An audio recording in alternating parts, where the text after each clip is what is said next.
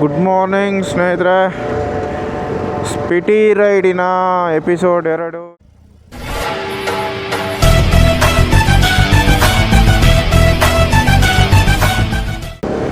ಎಲ್ಲಿದ್ದೀನಿ ಅಂದರೆ ಈಗ ನಾಗ್ಪುರ್ಗೆ ಇನ್ನೊಂದು 130 ಕಿಲೋಮೀಟರ್ಸ್ ಹತ್ರ ಇದೆ. ನಿದ್ದೆ ಮಾತ್ರ ಸರಿಯಾಗಿ ಬರ್ತಾಯಿದೆ. ಒಂದು 2-3 ಕಡೆ ತೂಗಿಡಿಸ್ಬಿಟ್ಟೆ. ನಿಧಾನಕ್ಕೆ ಬರ್ತಾ ಇದ್ದೀನಿ. ಜೊತೆಯಲ್ಲಿ ಗಾಡೀಲಿ ಏನೋ ಪ್ರಾಬ್ಲಮ್ ಇದೆ. ಒಂದು 80-90 ಕ್ರೂಸ್ ಮಾಡಿದ್ರೆ ಅದಕ್ಕೆ ಮೇಲೆ ಗಾಡಿ ಜರ್ಕೊಡಿತಾ ಇದೆ. ಅದು ಏನಕ್ಕೆ ಅಂತ ಗೊತ್ತಿಲ್ಲ. ಸ್ಪಾರ್ಕ್ ಪ್ಲಗ್ ಇಶ್ಯೂನಾ ಇಲ್ಲ ಕಾರ್ಪೊರೇಟರ್ ಇಶ್ಯೂನಾ ಅಂತ ಗೊತ್ತಾಗ್ತಾ ಇಲ್ಲ. ನೋಡಿ, ಸೂರ್ಯ ತಮ್ಮ ಡ್ಯೂಟಿನ ನೋಡೋಕೆ ಬಂದ್ಬಿಟ್ರು. ನಾವು ಡ್ಯೂಟಿಗೆಲ್ಲ ರಜಾ ಹಾಕಿ ಎಲ್ಲ ಇವತ್ತು ರಜಾ, ನಾಳೆ ರಜಾ. ನಾವು ಊರು ಸುತ್ತಕ್ಕೆ ಹೊರಟಿದ್ದೀವಿ.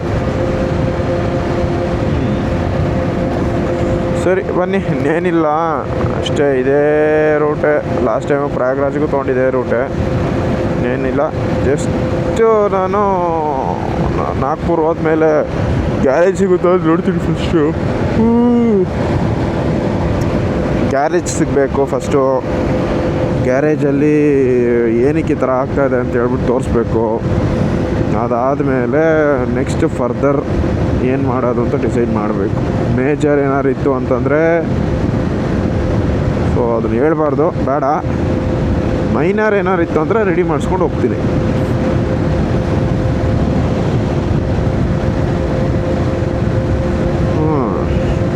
ಮೂರು ದಿವಸ ಇಟ್ಕೋತಾರೆ ಗ್ಯಾರೇಜಲ್ಲಿ ನಮ್ಮ ಹುಡುಗರು.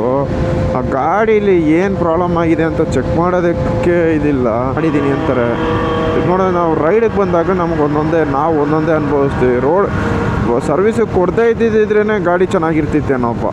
ಗಾಡಿ ಅದಕ್ಕೆ ಮುಂಚೆನೇ ಚೆನ್ನಾಗಿತ್ತು. ನಾನು ಇನ್ನೂ ಚೆನ್ನಾಗಾಗ್ತದೆ ಅಂತ ಹೇಳ್ಬಿಟ್ಟು ಕೊಟ್ಟರೆ ಎಲ್ಲ ಚೆಕ್ ಮಾಡಿಕೊಡು ಅಂತ ಹೇಳ್ಬಿಟ್ಟು 80 ಮೇಲೆ ಹೋದರೆ ಹಂಗೆ ಜರ್ಕ್ ಹೊಡಿತೈತೆ. ತಿರ್ಗಿ ವಾಪಸ್ಸು 60-70 ಕೆಳಕೊಂಬರ್ತೈತೆ. ನನ್ನ ಓಡ್ಸೋಕ್ಕೆ ಆಗ್ತದೆ. 2 ಫುಲ್ ದಿವಸ ನಿನ್ನೆ ಬೆಳಗ್ಗೆ 9 ಗಂಟೆಯಿಂದ ಇದುವರೆಗೂ ಬರೀ 1000 ಕಿಲೋಮೀಟ್ರು, ಇನ್ನೂ 1000 ಕಿಲೋಮೀಟ್ರು ಫುಲ್ಲಾಗಿ ಓಡಿಸಿಲ್ಲ.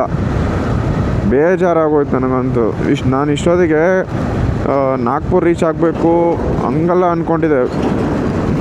ಆ್ಯಕ್ಚುಲಿ ನಾಗ್ಪುರ್ ರೀಚ್ ಆಗಿ ನಾನು ಬೇರೆ ಸಾಗರ್ ರೈಡು ಸ್ಟಾರ್ಟ್ ಮಾಡಬೇಕಿತ್ತು. ಅಲ್ಲಿಂದ ಇದರಿಂದ ಎಲ್ಲ ಹಾಳಾಗೋಯ್ತು. ಸುಮ್ಮನೆ ನಮಗೆ ಫಾಲ್ಸ್ ಕಮಿಟ್ಮೆಂಟ್ಗಳು ಕೊಡೋರನ್ನ ಕಂಡ್ರೆ ಆಗ್ತಾಯಿಲ್ಲ ನನಗೆ. ಈಗ ಇತ್ತೀಚೆಗೆ ಲೈಫಲ್ಲಿ ಬರೀ ಅಂಥವರೇ ಬರ್ತಾಯಿದ್ದಾರೆ ನನಗೆ. ಅದೇನು ನಾನೇನು ಪಾಪ ಮಾಡಿದೆ ಅಂತ ಗೊತ್ತಿಲ್ಲ. ಬರೀ ಫಾಲ್ಸ್ ಕಮಿಟ್ಮೆಂಟ್ ಕೊಡೋರೇ ನನ್ನ ಹತ್ರ ಬರ್ತಾ ಇರೋದು ಎಲ್ಲರೂ. ಅಯ್ಯೋ, ಸಾಕಾಗೋಯ್ತು ನನಗಂತೂ.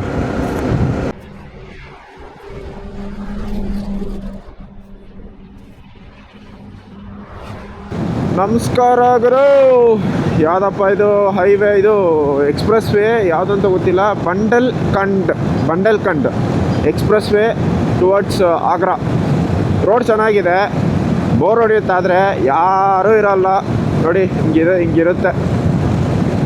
ಒಬ್ಬ ನನ್ನ ಮಗ ಇರಲ್ಲ. ನಮ್ಮನ್ನು ಬಿಟ್ಟರೆ ನಮ್ಮದೇ ರೋಡು, ಏನೂ ಇಲ್ಲ, ಯಾರೂ ಇರೋದು ಇಲ್ಲ. ಏನಾದ್ರು ಹೆಚ್ಚು ಕಡಿಮೆ ಆಯಿತು ಅಂದ್ರೂ. ಆದರೆ ಜಸ್ಟ್ ಒಂದು 10 ನಿಮಿಷಕ್ಕೆ ಮುಂಚೆ ಒಂದು ಕ್ಲೋಸ್ ಕಾಲ್ ಬಂತು ನನಗೆ. ಯಾವ ಥರ ಅಂತಂದರೆ, ರೈಡ್ಗೆ ಹೋಗ್ಬಿಟ್ಟೆ ನಾನು. ಕಣ್ಣು ಮುಚ್ಚಿ ಹಿಂಗೆ ಕಣ್ಣು ಬಿಡ್ತೀನಿ, ಡಿವೈಡರ್ ಹತ್ರ ಹೋಗಿದ್ದೀನಿ. ಹಿಂಗೆ ಎಳ್ಕೊಂಬಿಟ್ಟೆ ಬಡ್ಕೊಂಡು.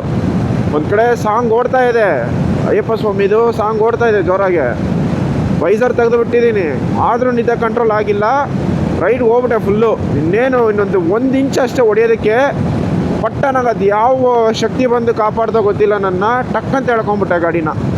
ಹೆಂಗೆ ಹೋಗಿತ್ತು ಅಂತಂದರೆ ಆಲ್ಮೋಸ್ಟು ಫುಲ್ ಹೋಗ್ಬಿಟ್ಟಿತ್ತು. ಫುಲ್ ಹೋಗ್ಬಿಟ್ಟಿತ್ತು. ಹೆಂಗೆ ಹೋಗಿತ್ತು ಅಂದರೆ ಈ ಥರನೇ ಫುಲ್ ಹೋಗ್ಬಿಟ್ಟು ಆಮೇಲೆ ಅದು ಪಟ್ಟನಾಗೆ ಎಳ್ಕೊಂಡೆ. ಅದು ಯಾವ ದೇವರು, ಅದು ಯಾವ ಶಕ್ತಿ ನನ್ನನ್ನು ಬಂದು ಕಾಪಾಡ್ದೋ ಗೊತ್ತಿಲ್ಲ. ನಿಜವಾಗ್ಲೂ ಸೀರಿಯಸ್ ಆಗಿ ದೇವ್ರನ್ನ, ಅಯ್ಯಪ್ಪ ಸ್ವಾಮಿಗೆ ಮತ್ತು ಸುಬ್ರಹ್ಮಣ್ಯ ಸ್ವಾಮಿಗೆ, ನಮ್ಮ ಅಪ್ಪ ಅಮ್ಮಗೆ ನಾನು ಥ್ಯಾಂಕ್ಸ್ ಹೇಳಬೇಕು. ಆ ಟೈಮಲ್ಲಿ ನನಗೆ ಎಚ್ಚರಿಕೆ ಮಾಡಿಸಿದ್ದಕ್ಕೆ. ನಿಜವಾಗ್ಲೂ ಆ ಸೆಕೆಂಡ್ ನಾನು ಏನಾದ್ರು ಎದ್ದಿರಲಿಲ್ಲ ಅಂದರೆ ಇಷ್ಟೊಂದು ಡಿವೈಡ್ರಿಗೆ ಹೊಡೆದು ಅದು ಏನಾಗಿರ್ತಿದ್ನೋ ಗೊತ್ತಿಲ್ಲ. ನಾನು ರೈಟ್ ಸೈಡ್ ಅಲ್ಲ, ಇದಕ್ಕೆ ಮುಗಿದೋಗಿರ್ತಿತ್ತು ನನ್ನ ಕತೆ. Just miss guys. 404 kilometre, 355 kilometre left. So ಅಲ್ಲೂ 355 ಇತ್ತು, ಇಲ್ಲೂ 355. ಏನು ಲೆಕ್ಕಾಗೋದು ಇದು? ಸೊ ಹೋಗ್ತಾ ಇದ್ದೀನಿ. ಬಟ್ ಗುರು ಟೈಮ್ ಏನಕ್ಕೆ ಎಷ್ಟು ಟೈಮ್ ಒಂದು 3 ಗಂಟೆ ಅಲ್ಲ, ಒಂದು 5:30 6 ಗಂಟೆ ಆಗಿರಬೇಕು, 5:30 ಇರಬೇಕು. ನಿದ್ದೆ ಮಾಡಿಬಿಟ್ಟೆ ಗುರು. ಹೊಡೆದಿರ್ತಿದ್ದೆ ಇಷ್ಟೊತ್ತಿಗೆ ಡಿವೈಡ್ರಿಗೆ. ಯಪ್ಪ, ಜಸ್ಟ್ ಮಿಸ್ಸು.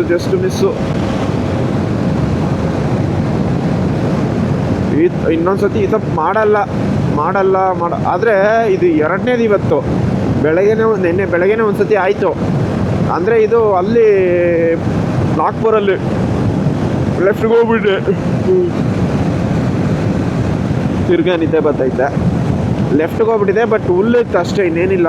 ಹೋಗಿದ್ರು ಹುಲ್ ಮೇಲೆ ಹೋಗಿ ಬೀಳ್ತಿದ್ದೆ, ಬಟ್ ಅದನ್ನು ಎಳ್ಕೊಂಬಿಟ್ಟೆ. ಅದು ಅಷ್ಟೇ, ಲೆಫ್ಟಿಗೆ ಹೋಗಿ ರೈಟಿಗೆ ಬಂದೆ ಫುಲ್ಲು. ಇನ್ನೇನು ಮಣ್ಣಿಗೆ ಇಳಿಸ್ಬೇಕು, ಟಕ್ಕನಾಗಿ ಎಚ್ಚರಿಕೆ ಆಯಿತು, ರೈಟಿಗೆ ಎಳ್ಕೊಂಬಿಟ್ಟೆ. ಇದಕ್ಕೂ ಅಷ್ಟೇ, ರೈಟ್ಗೆ ಹೋಗಿದ್ದೆ, ಟಕ್ಕನಾಗಿ ಲೆಫ್ಟಿಗೆ ಎಳ್ಕೊಂಬಿಟ್ಟೆ, ರೈಟು.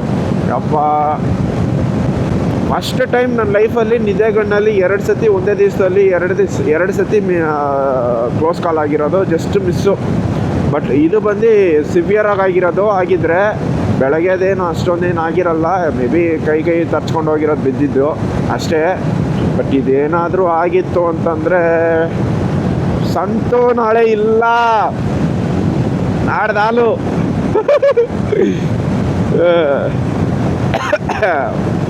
ಇರಲಿ ಅಲ್ಲ, ಏನಿಲ್ಲ, ಸುಮ್ಮನೆ ಹೇಳ್ಕೊಳ್ಳೋದಕ್ಕೆ ಅಲ್ಲ, ಆಗಲ್ಲ. ದೇವ್ರು ಕರ್ಕೋಬೇಕು ಅಂದ್ಕೊಂಡಿದ್ದೀರಿ, ಅವಾಗಲೇ ಕರ್ಕೊಂಬಿಟ್ಟಿರೋರು. ಎಲ್ಲ ಇನ್ನೊಂದು ಸ್ವಲ್ಪ ದಿವಸ ಇದ್ದು ಅನುಭವಿಸ್ಬೇಕು ಅನ್ನೋದಿದೆಯೇನೋ, ಇದ್ದು ಅನುಭವಿಸ್ಬಿಟ್ಟು ಹೋಗೋಣ ಬಿಡಿ. ಅವ್ರ ನಂತರ ಒಬ್ಬನೇ ಹೋಗ್ತಾವನೆ, ಸಾಕು. ಹೇಳ್ಬೇಕಂತ ಅನ್ನಿಸ್ತು, ಹೇಳಿದೆ. ಯಾರು ನಂತರ ತಪ್ಪು ಯಾರು ಮಾಡೋಕ್ಕೆ ಹೋಗ್ಬೇಡಿ, ನಿದ್ದೆ ಮಾಡಿ. ಯಾಕಂದರೆ ನಿದ್ದೆ ಮಾಡಿ ಓಡಿಸೋ ಗಾಡಿ ಏನಾಗಲ್ಲ. ನಾನು 2 ದಿವಸ ನಿದ್ದೆಗೆಟ್ಟಿದ್ದೀನಿ, ಸೊ ಅದಕ್ಕೆ ನನ್ನ ಕೈಯಲ್ಲಿ ಆಗಲಿಲ್ಲ ನಿದ್ದೆಗೆಡಕ್ಕೆ, ಬಿಟ್ಬಿಟ್ಟೆ ಗಾಡಿನ. ಸೊ ಯಾರು ನಂತರ ತಪ್ಪು ಮಾಡೋಕ್ಕೆ ಹೋಗ್ಬೇಡಿ ದಯವಿಟ್ಟು. ಜೀವ ಮುಖ್ಯ, ಮನೇಲಿ ನಂಬ್ಕೊಂಡಿರ್ತಾರೆ. ಸೊ ಬಿ ಕೇರ್ಫುಲ್ ಅಷ್ಟೇ, ಇಷ್ಟು ಹೇಳೋಕ್ಕೆ ಇಷ್ಟಪಡ್ತೀನಿ. Day 3 of Spiti ride. So towards Chandigarh ಹೋಗ್ತಾ ಇದ್ದೀನಿ ವಯಾ ಆಗ್ರಾ. ಬೆಳಗ್ಗೆ ಇಲ್ಲೇ ರೋಡಲ್ಲೇ ನಾನು ಯಾವ ಎಕ್ಸ್ಪ್ರೆಸ್ ವೇ ಅಂತ ಹೇಳ್ಬಿಡ್ತೀನಿ. ಇದು ಬಂಡಲ್ಖಂಡ್ ಎಕ್ಸ್ಪ್ರೆಸ್ ವೇ, ಚಿತ್ರಕೂಟಿಂದ ಆಗ್ರಾ ಲಕ್ನೋ ಎಕ್ಸ್ಪ್ರೆಸ್ ವೇ ಇದು, ಬಂಡಲ್ಖಂಡ್ ಅಂತ ಹೇಳ್ಬಿಟ್ಟು. ಈಗ ನಾನು ಆಗ್ರಾ ಹೋಗ್ತಾ ಇದ್ದೀನಿ. ಒಂದು 70-80 ಕಿಲೋಮೀಟರ್ಸ್ ಬಂದಿದ್ದೀನಿ. ಬಟ್ ಬಂದು ಮಧ್ಯದಲ್ಲಿ ನಿದ್ದೆ ಹೆವಿಯಾಗಿ ಎಳೀತು. ಸೊ ಹಂಗಾಗಿ ಏನು ಮಾಡೋಕ್ಕಾಗಲ್ಲ ಅಂತ ಹೇಳ್ಬಿಟ್ಟು ಸೈಡಿಗೆ ಹಾಕಿ ರೋಡಲ್ಲೇ ಮಲಗ್ಬಿಟ್ಟೆ. ರಿಸ್ಕ್ ತೊಗೊಳೋದು ಬೇಡ ಅಂತ ಹೇಳ್ಬಿಟ್ಟು ಈ ಥರ ರೋಡಲ್ಲೇ ನಿಲ್ಲಿಸ್ಬಿಟ್ಟು ಗಾಡಿನ ಪಕ್ಕದಲ್ಲೇ ನಾನು ಮಲ್ಕೊಂಬಿಟ್ಟೆ ಹಂಗೆ ಕೆಳಗೇನೆ. ಏನು ಮಾಡೋಕ್ಕಲ್ಲ, ರೈಡ್ ಬಂದಾಗ ಮೇಲ ಅನ್ನೋದಲ್ಲ, ಕೆಳಗೆ ಮ್ಯಾಟ್ ಇದೆಯಾ, ಬೆಡ್ ಇದೆಯಾ, ದಿವಾನ್ ಇದೆಯಾ, ಅದೆಲ್ಲ ನೋಡೋಕ್ಕಾಗಲ್ಲ. ನಿದ್ದೆ ಬಂತ ಒಂದು ಅರ್ಧ ಗಂಟೆ 1 ಅವರ್ ಮಲಗಿಬಿಡ್ಬೇಕು. ಬಟ್ ನಾನೊಂದು 1 ಅವರ್ 2 ಅವರ್ ಹತ್ತತ್ರ ಮಲಗಿಬಿಟ್ಟಿದ್ದೆ. ಪರವಾಗಿಲ್ಲ ಗುರು. ಬೆಡ್ಶೀಟು ದಿಮ್ಮು ಅಥವಾ ಬೆಟ್ಟಿಲ್ದೇನು ಚೆನ್ನಾಗಿ ನಿದ್ದೆ ಬರುತ್ತೆ. ಬರೀ ಸ್ಟಾರ್ ರೋಡ್ ಮೇಲೆ ಮಲಗಿದ್ರು ನಿದ್ದೆ ಬಂದರೆ ಮಾತ್ರ. ನಿದ್ದೆ ಬಂದಿಲ್ಲ ಅದೆಲ್ಲ ಬರಲ್ಲ. ಬಟ್ ನಿದ್ದೆ ಬಂದರೆ ಎಲ್ಲಿ ಬೇಕಾದ್ರೂ ಮಲಗಿಬಿಡ್ಬೋದು. ನಾನು ರೋಡಲ್ಲೇ ಮಲಗಿಬಿಟ್ಟೆ, ಟಾರ್ ರೋಡ್ ಮೇಲೇ. ಒಂದೂವರೆ ಅವರ್ ಮಲಗಿದ್ದೆ. ಎದ್ದು ಹೊರಟು ಹೋಗ್ತಾ ಇದ್ದೀನಿ. ಸ್ವಲ್ಪ ಲೇಟೇ ಆಯಿತು ರೈಡೆಲ್ಲ, ಯಾಕಂದರೆ ಗಾಡಿದು ಸ್ವಲ್ಪ ಪ್ರಾಬ್ಲಮ್ಮು. UPಯಿಂದ ಈಗ ಟುವರ್ಡ್ಸ್ ಆಗ್ರಾ ಹೋಗ್ತಾ ಇದ್ದೀನಿ. ಲಕ್ನೋ ಆಗ್ರಾ ಬಂಡಲ್ಖಂಡ್ ಎಕ್ಸ್ಪ್ರೆಸ್ ವೇ ಇದು. ಓಕೆ, ನಾನು ನಿಮಗೆ ಆಗ್ರಾದಲ್ಲಿ ಸಿಗ್ತೀನಿ, ಇಲ್ಲಾಂದರೆ ಡೈರೆಕ್ಟಾಗಿ ಚಂಡೀಗಢಲ್ಲಿ ರೂಮಲ್ಲಿ ಸಿಗ್ತೀನಿ. Until then keep watching the video. ಇಲ್ಲಾಂದರೆ ಗಾಡಿ ಸರ್ವಿಸಿಗೆ ಕೊಡಬೇಕು. ಸರ್ವಿಸಿಗೆ ಕೊಟ್ಟಾಗ ನಿಮಗೆ ಡೀಟೇಲ್ಸ್ ಹೇಳ್ತೀನಿ. ಇಲ್ಲಿಂದ ಬಂದೆ, ಹೆಂಗೆ ಬಂದೆ, ಎಷ್ಟಾಯಿತು, ಚಂಡೀಗಢಗೆ ಬಂದಿದ್ದು ಹೆಂಗೆ ಬಂದೆ ಅನ್ನೋದನ್ನ ನಿಮಗೆ ನಾನು ವಿಡಿಯೋದಲ್ಲಿ ಹೇಳ್ತೀನಿ. Keep watching the video. ಎಲ್ಲ ಅಪ್ಡೇಟ್ಸ್ ಕೊಡ್ತೀನಿ ಅತಿ ಶೀಘ್ರದಲ್ಲೇ. ಎಲ್ಲ ವೀಡಿಯೋಸು ಬೇಗ ರಿಲೀಸ್ ಮಾಡ್ತೀನಿ ಇದನ್ನು. ಸೊ 1 ವೀಕಲ್ಲಿ ವೀಡಿಯೋಸ್ ಎಲ್ಲ ಶೆಡ್ಯೂಲ್ ಆಗುತ್ತೆ, ನೋಡ್ಕೊಳ್ಳಿ. ಸೊ ಕರೆಂಟ್ ಅಪ್ಡೇಟ್ ಸ್ಪಿಟಿದೆಲ್ಲ ಏನೇನಿದೆ ಅನ್ನೋದನ್ನ ನಾನು ಆನ್ ಟೈಮ್ ಅಪ್ಡೇಟ್ ಮಾಡ್ತೀನಿ. ಯಾಕಂದರೆ ಇದು ವೀಡಿಯೋ ಬರುವಾಗ ಮಾಡಿರ್ತೀನಿ ಸ್ಪಿಟಿದ ಅಪ್ಡೇಟ್ ನಾನು ಇನ್ಸ್ಟಾಗ್ರಾಮಲ್ಲಿ ಸ್ಟೋರೀಸಲ್ಲೆಲ್ಲ. ಇದು ವೀಡಿಯೋ ಬರೋವಾಗ ಯಾವಾಗ ಬರುತ್ತೆ ಅಂತ ಹೇಳೋಕ್ಕಾಗಲ್ಲ. 1 ವೀಕ್ ಆಗ್ಬೋದು, ಇಲ್ಲ 3-4 ಡೇಸ್ ಆಗ್ಬೋದು. ಬಟ್ ಈ ವಿಡಿಯೋಸ್ ಎಲ್ಲ ಬೇಗನೆ ಬರುತ್ತೆ, ಯಾಕಂದರೆ ಎಫರ್ಟ್ಸ್ ಅಷ್ಟು ಹಾಕಿದ್ದೀನಿ. ಸೊ ಅದಕ್ಕೆ ತಕ್ಕನಾಗೆ ಏನೋ ಒಂದು ಸಪೋರ್ಟ್ ಬೇಕಲ್ಲ. ಸೊ ನಿಮ್ಮ ಕಡೆಯಿಂದ ಅದು ಬರಬೇಕು. ಸಪೋರ್ಟ್ ಮಾಡ್ತೀರಾ ಅಂತ ಹೇಳ್ಬಿಟ್ಟು ನಂಬ್ತೀನಿ. ಸಪೋರ್ಟ್ ಮಾಡಿ.